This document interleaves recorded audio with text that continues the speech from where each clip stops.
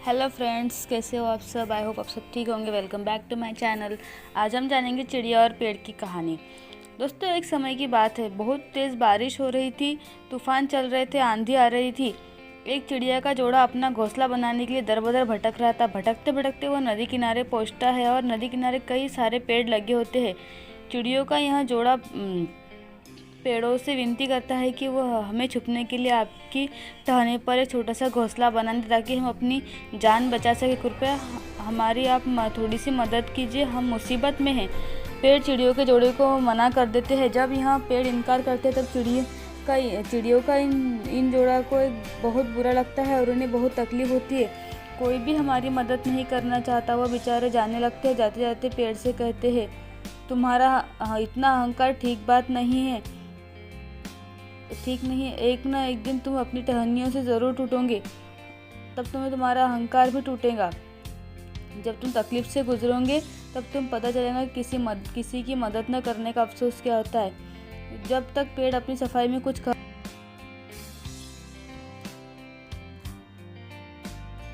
के बगल में ही एक जंगल में पहुंचता है और वहां के एक पेड़ से वापस विनती करता है कि अपने छोटा सा घोंसला बनाने दीजिए।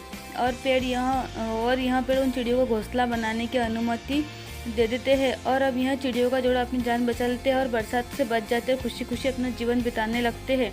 कुछ महीने बाद तूफान वापस अपना रूप बदलता है। यह चिड़ियों का जोड़ा सुरक्षित अपने घोंसले में रहते हैं और जिन पेड़ों से इन चिड़ियों ने अपने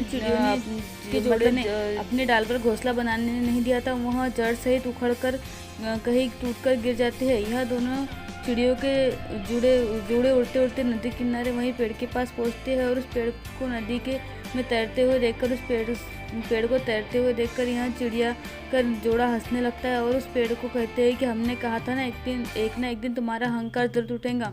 और आज वह दिन आ गया है। तुम्हें अपने कर्मों का फल मिल गया है। तुम कितने बुरे थे जो तुमने हमें सर छुपाने की जगह तक न दी। आज तुम्हें अपनी गलती का एहसास होगा। पेड़ ने कहा, तुम दोनों आज जो मुझे गलत समझ रहे हो, मुझे पता था कि मैं टूट जाऊंगा, क्योंकि मेरी जो जड़ें हैं वह मिट्टी पकड़ नहीं पा रही है और वह मिट्टी से दूर होती जा रही है और मैं कमज़ोर पड़ता जा रहा हूँ। इसलिए मैंने तुम्हें उस दिन मना किया था कि तुम मेरे डाल पर घोंसला मत बनाओ। यदि तुम मेरे डाल पर घोंसला बनाते तो आज शायद तुम भी दोनों जिंदा ना होते। यदि तुम्हें आज भी यहाँ लगता है कि मैं गलत हूँ, तुम दोनों से हाथ जोड़कर तहे दिल से माफ़ी मांगता हूँ। चिड़ियों के जोड़े को अपनी बात सोचकर अफसोस होता है और वह बड़ा दुख प्रकट करते हुए कहते हैं कि हमने बिना सोचे समझे तुम्हें कितना गलत समझ लिया था। हमने तुमसे माफ़ी मांगनी चाहिए। दोस्तों, हमारे साथ कई बार ऐसा होता है कि हम जब किसी से उम्मीद करते हैं और वो हमें मना कर देता है तो हमें बहुत तकलीफ़ होती है, क्योंकि हमें अपनी भावनाओं पर कंट्रोल नहीं होता। और अनजाने में सामने वाले को हम भला बुरा बोल देते हैं और उसकी चार लोगों में बुराई करने लग जाते हैं, बिना यह सोचे कि सामने वाले ने हमें क्यों मना किया था और उसके पीछे क्या वजह रही होंगी। यह हम नहीं सोच पाते। बस उसके ना कहने से हमें तकलीफ़ होती है और हम उस तकलीफ़ को चलते हुए अपने मनगढ़ंत कहानियाँ बना लेते हैं और सामने वाले को कोसने लगते हैं।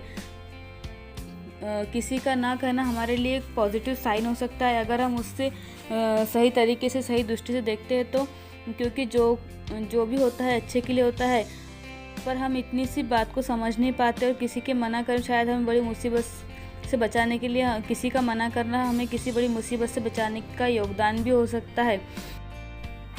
दोस्तों, मैं आशा करती हूँ कि आपको मेरा यह आर्टिकल एक चिड़िया और पेड़ की कहानी काफ़ी पसंद आया होगा। यदि आपको हमारा आर्टिकल पसंद आता है तो आप अपने दोस्तों के साथ ज़रूर शेयर कीजिए ताकि वो लोग भी ऐसी गलतफहमी से बच सके और इस आर्टिकल से या इस कहानी से कोई अच्छी शिक्षा ले सके। ऐसी नई नई प्रेरणादायक मॉरल स्टोरी, नैतिक शिक्षा जानने और ज्ञान बटोरने के लिए हमारे चैनल को सब्सक्राइब करना ना भूल, ताकि हम आपको नए नए इंस्पायर मॉरल स्टोरीज़ की नोटिफिकेशन आप लोगों को समय पर मिलती रहे और आप इसका भरपूर लाभ उठाएं। हमें अपना कीमती समय देने के लिए आपका तहे दिल से धन्यवाद।